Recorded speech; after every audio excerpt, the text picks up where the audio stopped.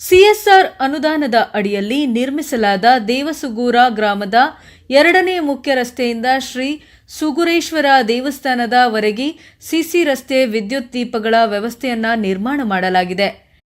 ಇನ್ನು KKRDB macro ಅನುದಾನದಡಿಯಲ್ಲಿ ಸರ್ಕಾರಿ ಹಿರಿಯ ಪ್ರಾಥಮಿಕ ಶಾಲೆ 4 ಹೆಚ್ಚುವರಿ ಕೊಠಡಿ ಉದ್ಘಾಟಿಸಿದರು.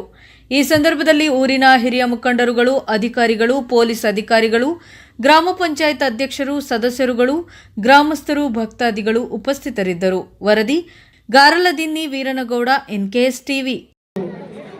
ಅಲ್ಲಿ ಫಸ್ಟ್ ಕ್ರಾಸ್ ಅಲ್ಲಿ ಕೂಡ, ಸೆಕೆಂಡ್ ಕ್ರಾಸ್ ನಲ್ಲಿ ಜನತಾ ಕಾಲೋನಿಯಲ್ಲಿ ಕೂಡ ಈಗಾಗಲೇ ಅಲ್ಲಿ ಶಾಲೆ ಕೊಠಡಿಗಳನ್ನು ಉದ್ಘಾಟನೆ ಮಾಡಿದ್ದೀವಿ. ಇವತ್ತು ಏನು ನಮಗೆ ದೇವಸುಗೂರಿನಲ್ಲಿ ಕಾಲೇಜನ್ನ ಇರಲಿಲ್ಲ, ಇಲ್ಲಿವರೆಗೆ ಹೈಸ್ಕೂಲ್ ಅನ್ನ ಮಾತ್ರ ಇತ್ತು.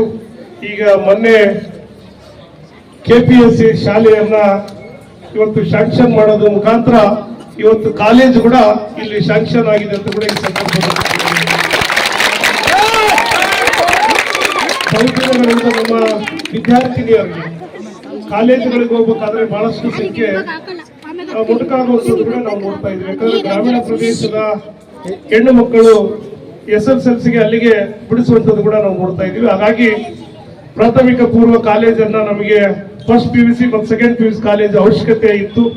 ಹಾಗಾಗಿ ಇವತ್ತು KPSC ಶಾಲೆಯನ್ನ ಒಂದೇ ಸೋರ್ ಅಡಿಯಲ್ಲಿ ಏನು ಇವತ್ತು 0 ಇಂದ ಸ್ಟಾರ್ಟ್ ಆಗಿ ಅಪ್ ಟು PUC ವರೆಗೆ ಇವತ್ತು ಕಾಲೇಜ್ ವರೆಗೆ ಇವತ್ತು ಆಗುವಂಥದ್ದು ದೇವಸುಗೂರಿನಲ್ಲಿ ಇವತ್ತು ಸ್ಯಾಂಕ್ಷನ್ ಆಗಿದೆ. ಮತ್ತು ಅದರ ಜೊತೆಗೆ ಬರುವಂತ ದಿನಗಳಲ್ಲಿ ಡಿಗ್ರಿ ಕಾಲೇಜ್ ಕೂಡ ನಮಗೆ ಇಲ್ಲಿ ಅವಶ್ಯಕತೆ ಇದೆ. ಹಾಗಾಗಿ ಡಿಗ್ರಿ ಕಾಲೇಜ್ ಕೂಡ ಈಗಾಗಲೇ ಫೈನಾನ್ಸ್ ಹೋಗಿದೆ, ಕಂಪ್ಲೀಟ್ ಆಗಿ ಸ್ಯಾಂಕ್ಷನ್. ದೇವಸುಗೂರು ಮತ್ತು ಗಿಲೇಸುಗೂರು 2 ಡಿಗ್ರಿ ಕಾಲೇಜುಗಳನ್ನ ಕೂಡ ಸರ್ಕಾರಿ ಡಿಗ್ರಿ ಕಾಲೇಜುಗಳನ್ನು ಹಾಗಾಗಿ ಸರ್ಕಾರಿ ಶಾಲೆಯಲ್ಲಿ ಕಲಿಯುವಂತಹ ವಿದ್ಯಾರ್ಥಿನಿಯರು, ವಿದ್ಯಾರ್ಥಿಗಳಿಗೆ ಇವತ್ತು ಕಾಲೇಜು ಮತ್ತು ಡಿಗ್ರಿ ಕಾಲೇಜು ಅಂತ ಅವಶ್ಯಕತೆ ಕೂಡ ಈ ಭಾಗದಲ್ಲಿತ್ತು.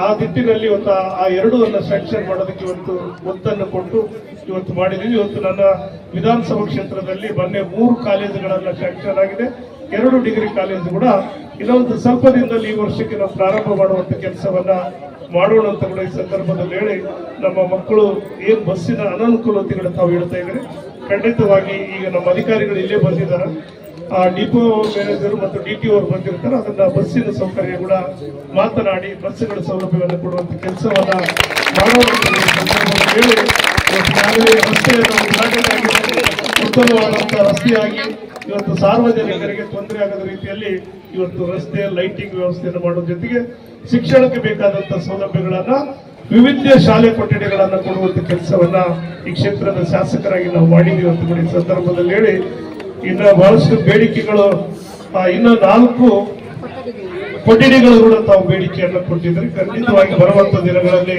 ಆಂಗ್ಲ ಮಾಧ್ಯಮ ಕೂಡ ಇದು ಸ್ಟಾರ್ಟ್ ಆಗಿದೆ. ಅದಕ್ಕೆ ಬೇಕಾದಂತ ವ್ಯವಸ್ಥೆಗೆ ಕೊಠಡಿಗಳನ್ನ ಕಲ್ಪಿಸಿಕೊಡುವಂತ ಕೆಲಸವನ್ನ ಮಾಡೋಣ ಅಂತ ಹೇಳಿ ನನ್ನ ಮಾತನ್ನು